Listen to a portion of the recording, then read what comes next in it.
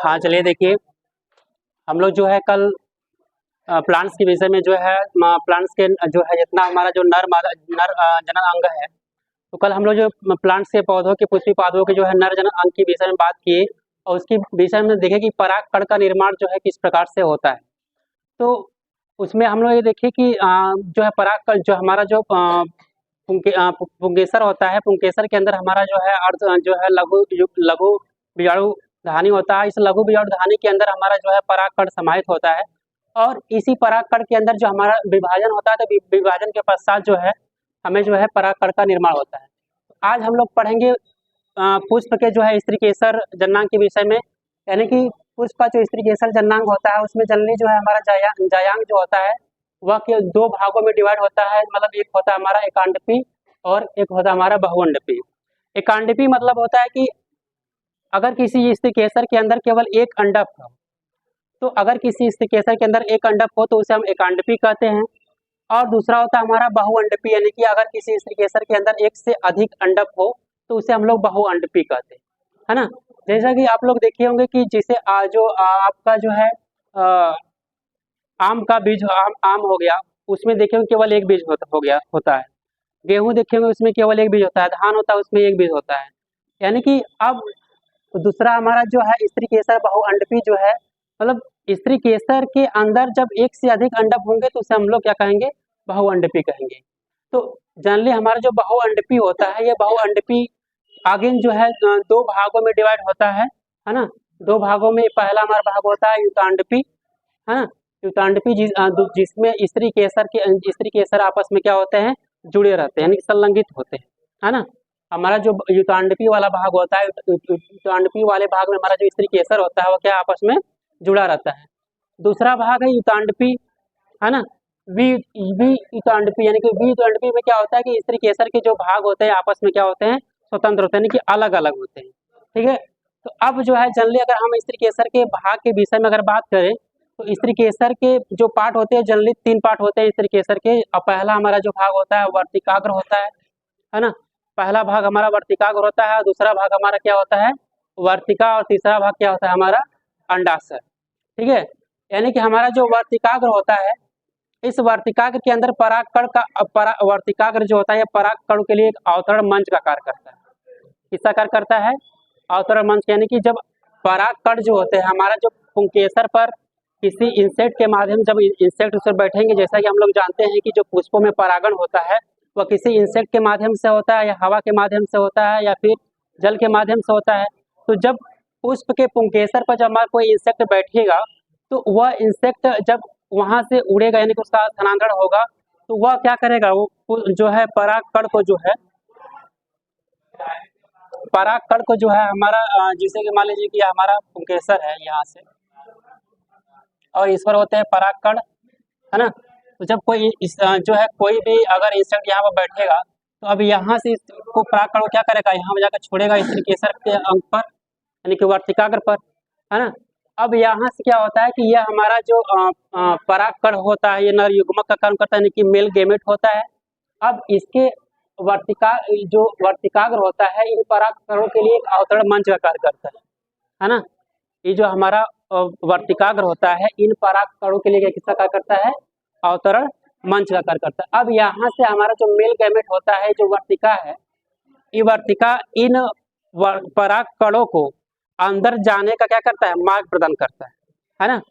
अब यहाँ से हमारा जो है जो मेल गैमेट होता है यह अंदर पराग नलिका के माध्यम से क्या करता है, पराग नलिका के माध्यम से अंदर प्रवेश करता है और यहाँ से बीजांड के रास्ते से होते, जो यहाँ से वर्तिका के रास्ते होते हुए कहाँ पहुँचता है, बीजांड द्वार से जाकर के वहाँ हमारा जो सहायक बीजांड होता है उसको क्या करता है, फर्टिलाइज करता है।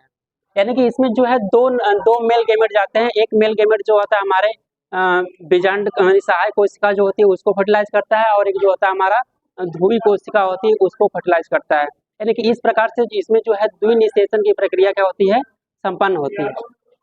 अब जैसा कि हमने बताया कि वर्तिका जो होता है यह वर्तिका हमारे दीर्घकृत पतला भाग होता है ना। वर्तिका जो होता है यहाँ पर आप लोग देख रहे हैं कि हमारा जो वर्तिका है यह दीर्घवृत्तीकृत पतला भाग होता है जो परागकणों को जो हमारे मेल गैमेट होते हैं, यानी कि इससे यहाँ जो पराग नलिका विकसित होती है, उसी पराग नलिका को अंदर इंटर करने का क्या करता है, मार्ग प्रदान करता है। ठीक है, वर्तिका, बात समझ में आई।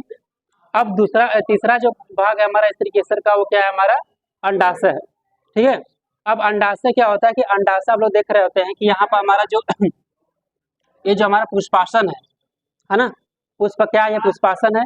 अब इसी पुष्पासन के ऊपर हमारा क्या होता है, अंडाशय होता है। और अंडाशय कैसा होता है, उभरा आधारी भाग होता है ना।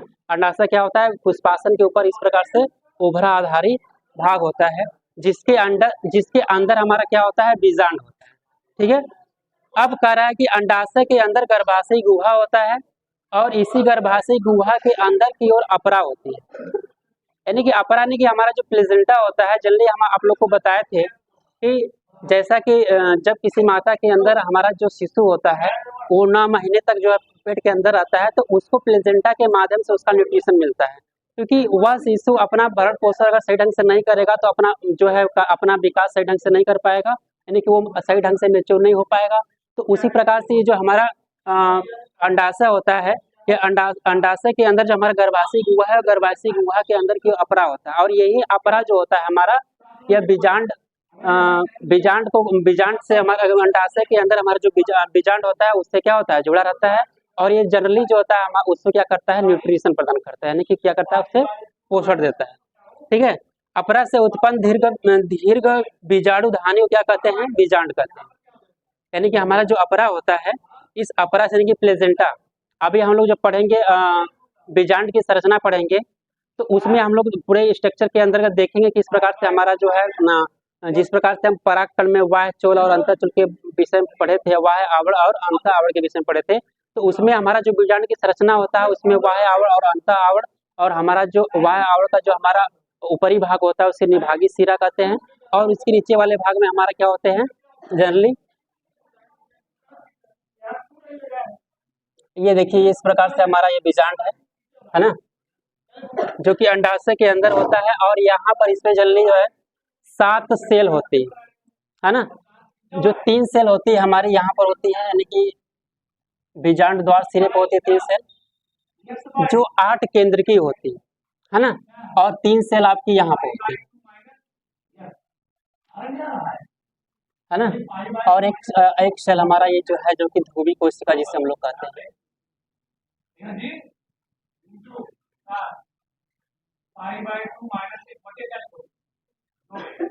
तो ये हमारा बीजांड की संरचना, जिसमें 7 सेल होते हैं, यानी कि 7 कोशिकाएं होती हैं, और इस सातों इनको मिलाकर के तो कितने केंद्रक हो गए, जैसे 3 इसके 6 हो गए, और 6 2 8, यानी कि 8 न्यूक्लियाई होते हैं, यानी कि 8 केंद्रक इसमें होते हैं। ठीक है, अब जनरली क्या होता है, अगर हम इसके स्ट्रक्चर को बनाएं,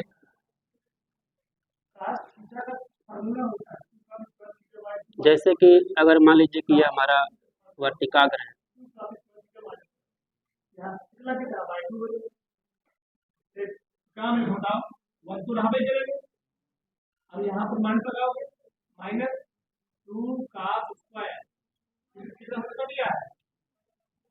यहाँ पर ये जो है इसका सिरा इतना ओपन रहता है।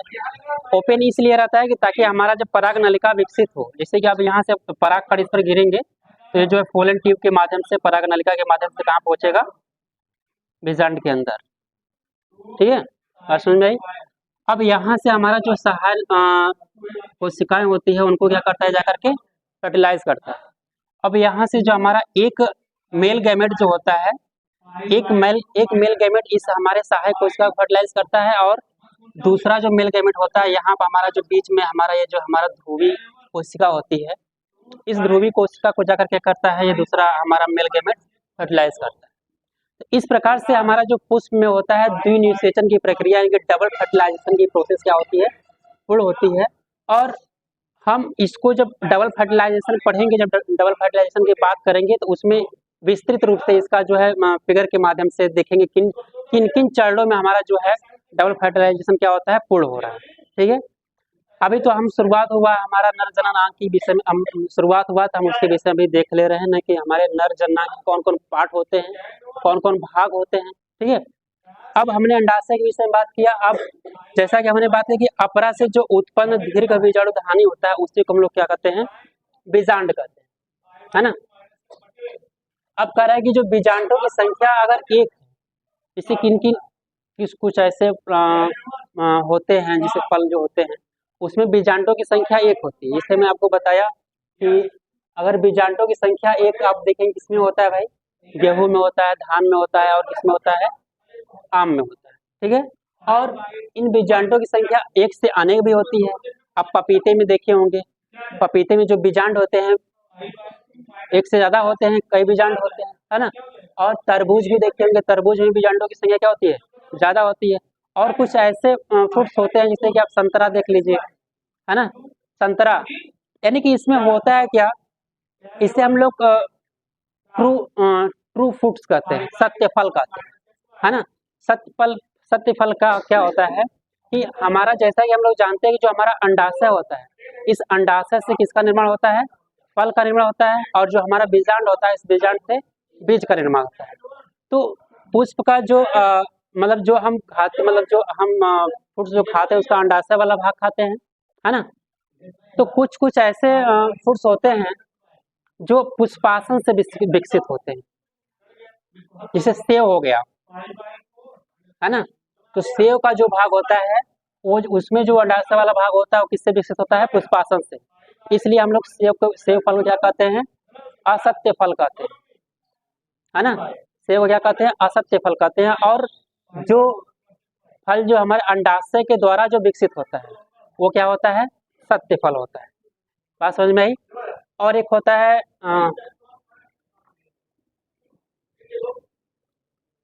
अब जो है हमारा इस प्रकार से देख रहे हैं, हमारा बीजांड द्वारी सिरा होता है ना। अंडाशय के अंदर ये जो सिरा होता है हमारा बीजांड द्वारी सिरा होता है। और इसी बीजांड द्वारी सिरे में यहाँ हमारा जो है ये गैप जो दिख रहा है, गैप हमारा क्या होता है, बीजांड द्वार होता है। अब जो बीजांड द्वार के जो कार्य क्या है कि जब परागकण विकसित होते हैं, है ना, जब परागकण विकसित होंगे तो पराग नलिका विकसित होगी, है ना। परागकण विकसित होंगे तो पराग नलिका विकसित होगी, जिसके द्वारा पराग नलिका इस बीजांड द्वार के माध्यम से बीजांड में क्या करेगा, प्रवेश करेगा। क्योंकि इसी बीजांड के अंदर क्या होते हैं, एक सेल होते हैं, है ना। तो जब पराग नलिका इस बीजांड द्वारी सिरे के माध्यम से बीजांड द्वार में प्रवेश कर, बीजांड द्वार से होते हुए जब सहायक कोशिका के अंदर प्रवेश करती है तो इसी बीजांड के अंदर क्या होती है, हमारी एक सेल होती है, यानी कि अंड कोशिका होती है ना। और इसी अंड कोशिका को जो हमारा मेल गैमेट होता है क्या कर जाकर के फर्टिलाइज करता है।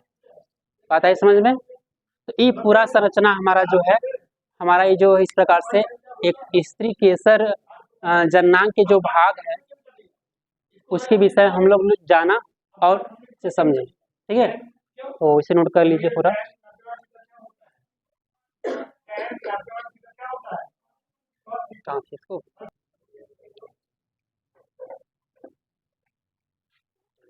तो हम लोग जो है जब बीजांड के विषय में बात किया तो बीजांड के कार्य देखे। अब हम लोग जो है बीजांड की संरचना के विषय में बात करेंगे। यानी कि हमारा जो बीजांड होता है जनरली पुष्प के अंडाशय के, यानी कि स्त्री केसर जननांग जो होता है हमारा अंडाशय, अंडाशय के अंदर हमारा स्थित होता है बीजांड। तो अब हम लोग बीजांड की संरचना के विषय में देखेंगे कि हमारा जो बीजांड की संरचना है कुछ इस प्रकार से होती है ना। अब हमारा जो है बीजांड जो है आप देख रहे हैं, जैसा कि हम लोग जब पुष्प का परागकण के विषय में बात किए तो परागकण दो आवरण से क्या हुआ था, घिरा हुआ था। यानी कि पहला जो बाहरी आवरण जो था वो पुष्प का क्या था, बाह्य चोल था, यानी कि उसका बाह्य आवरण था। उसी प्रकार से हमारा जो बीजांड की संरचना है जो है उसमें हमारा क्या होता है, पहला जो सबसे बाहरी आवरण जो होता है ना, बीजांड का जो सबसे बाहरी आवरण होता है, सबसे बाहरी आवरण को हम लोग क्या कहते हैं, बाह्य आवरण कहते हैं। और बाह्य आवरण के अंदर वाला जो सिरा होता है ना, इसके अंदर जो सिरा होता है जस्ट वो क्या होता है, अंत आवरण होता है। और इसी अंत आवरण के अंदर हमारा क्या होता है, बीजांड काय समाहित होता है, यानी कि बीजांड काय होता है। और बीजांड काय में हमारा क्या मौजूद होता है, भ्रूण कोश। यहाँ आप लोग देख रहे हैं भ्रूण कोश देख रहे हैं। और ये जो सिरा है हमारा, ये जो सिरा है ये सिरा बीजांड द्वारी सिरा होता है ना। और बीजांड द्वारी सिरा पर कुछ हमारा क्या होता है, यहाँ पर जो देख रहे हैं ये हमारा जो बीजांड द्वारी सिरा है बीजांड द्वारी सिरा पर यहाँ हमारा क्या है, गैप है ना। गैप है, क्यों गैप है, क्योंकि हमारा यहीं से हमारा पराग नलिका क्या करेगा, अंदर इंटर करेगा, यानी कि यह हमारा भाग क्या है, बीजांड द्वार है। ठीक है, बीजांड द्वार है। अब ये जो हमारा बीजांड द्वार के ठीक विपरीत वाला जो सिरा होता है, बीजांड द्वार के ठीक विपरीत सिरा, इस सिरा को हम लोग क्या कहते हैं, निभागीय सिरा कहते हैं। ठीक है, अब ये पूरा हमारा जो पूरा स्ट्रक्चर है, ये पूरे स्ट्रक्चर को हम लोग मतलब हमारे निभागीय सिरे से होते हुए लास्ट में बीजांड द्वार इस सिरा, और यहाँ से हमारा एक किससे जुड़ा होता है, अपरा से। और यही अपरा जो होता है, यही हमारा जो प्लेजेंटा होता है, यही प्लेजेंटा हमारा जो एम्ब्रियो होता है, यानी कि जो भ्रूणपोष होता है, इस एम्ब्रियो क्या करता है, ये न्यूट्रिशन देता है। जैसा कि हम लोग जानते हैं, जब बीजांड की संरचना होता है, सबसे पहले क्या बनता है, भ्रूणपोष होता है या भ्रूणकोष होता है ना। भ्रूणपोष और भ्रूणकोष, तो सबसे पहले बीजांड के यानी कि अंडाशय के अंदर सबसे पहले भ्रूणपोष बनता है ना। भ्रूणपोष जो होता है, यही भ्रूणपोष हमारा जो भ्रूणपोष होता है, इस भ्रूणपोष क्या करता है, न्यूट्रिशन यानी कि पोषण देने का कार्य करता है। इसीलिए भ्रूणपोष का निर्माण सबसे पहले होता है अंडाशय के अंदर। बात समझ में आई। आगे हम लोग भ्रूणपोष और भ्रूणकोष के विषय में भी अच्छे से समझेंगे। अब यहाँ कह रहा है कि जो बीजांड वृत्त द्वारा अपरा क्या होता है, अपरा से जुड़ी संरचना होती है, यानी कि हमारा जो बीजांड होता है ना, बीजांड क्या होता है, यह बीजांड वृत्त द्वारा अपरा से जुड़ी हुई क्या होती है, संरचना होती है। जो इसमें जो हमारी नाभिका होती है, नाभिका वह बीजांड वृत्त का संधि बिंदु होता है ना। इस पूरे बीजांड के स्ट्रक्चर के अंदर हमारा जो नाभिका होती है, इस नाभिका में नाभिका जो होती है, नाभिका बीजांड और बीजांड वृत्त का क्या होता है, संधि बिंदु होता है। अब कह रहा है कि प्रत्येक बीजांड में एक या दो अध्यावरण संरक्षण आवरण होते हैं। प्रत्येक बीजांड में एक या दो अध्यावरण संरक्षक आवरण होते हैं। देखिए, बाह्य आवरण और अंत आवरण, दो अध्यावरण है ना। दूसरा अगला टॉपिक इसमें कह रहा है, अगला पॉइंट कह रहा है कि बीजांड पर जो है अध्यावरण क्या होता है, अनुपस्थित होता है बीजांड द्वार पर। आप देख रहे हैं जो हमारा बीजांड द्वार है, इस बीजांड द्वार पर हमारा जो अध्यावरण है वह क्या है, अनुपस्थित है। आपको बताया गया क्यों अनुपस्थित होता है भाई यहाँ पर, क्योंकि अगर ये हमारा जो बीजांड द्वारी सिरा होता है, अगर यहाँ पर हमारा जो अध्यावरण पूरी तरह से क्या होगा, मान लीजिए यह अध्यावरण यहाँ पूरी तरह से मौजूद रहेगा, तो क्या हमारा जो पोलन ट्यूब विकसित होगा, पराग नलिका जो विकसित होगी, क्या वह पराग नलिका अंदर तक जा पाएगी, नहीं जा पाएगी, है ना। तो उसी पराग नलिका को अंदर तक जाने के लिए यहाँ कुछ सिरे पर जो हमारा जो अध्यावरण होता है, जो आवरण होता है, वो क्या होता है, अनुपस्थित होता है, जिसके माध्यम से हमारा बीजांड जो है पराग नलिका क्या होती है, अंदर इंटर करती है। और ये जा करके इसमें दो मेल गैमेट क्या करते हैं, एक सहायक कोशिका फर्टिलाइज करती है और एक ध्रुवीय कोशिका को। ठीक है, अब आगे कह रहा है कि बीजांड द्वार का ठीक विपरीत सिरा क्या कहलाता है, निभागीय सिरा। ये हमारा बीजांड द्वार है और इसके ठीक विपरीत सिरा क्या कहलाया, निभागीय सिरा। अब कह रहा है कि अध्यावरणी से घिरा कोशिकाओं का पुंज क्या कहलाता है, बीजांड क्या कहलाता है। हमारा जो बीजांड काय देख रहे हैं, ये हमारा जो बीजांड काय की संरचना है, ये हमारा भ्रूणपोष होता है ना। ये वाला भाग हमारा क्या, भ्रूणपोष है। अब भ्रूणपोष का ये वाला सिरा है हमारा, ये वाला भाग देख रहे हैं, ये हमारा बीजांड काय है। और ये बीजांड काय कई अध्यावरण से क्या होता है, घिरा होता है। तो इस प्रकार से हमारे पूरे बीजांड की जो है संरचना पूरी होती है। ठीक है, तो आज जनरली हम लोग ने जो बात किया sexual reproduction and flowering plant के अंतर्गत, हम लोग आज बात की है पुष्प के स्त्री केसर जननांग के विषय में, जिसमें हम लोग देखें कि पुष्प के जो है कुल 3 जो है स्त्री केसर जननांग होते हैं। पहला वर्तिकाग्र होता है, फिर वर्तिका होता है, फिर अंडाशय होता है। वर्तिका क्या होता है, यह एक पराग कणों के लिए अध्यावरण का जो है मंच पर आवरण मंच का प्रदान करता है, आवरण मंच प्रदान करता है, अवतरण मंच प्रदान करता है। और जो वर्तिका होती है, ये क्या होती है, दीर्घवृत्तीकृत पतली भाग होता है, जिसके अंदर से हमारा पराग नलिका क्या होती है, पराग नलिका का जाने का मार्ग प्रदान करता है।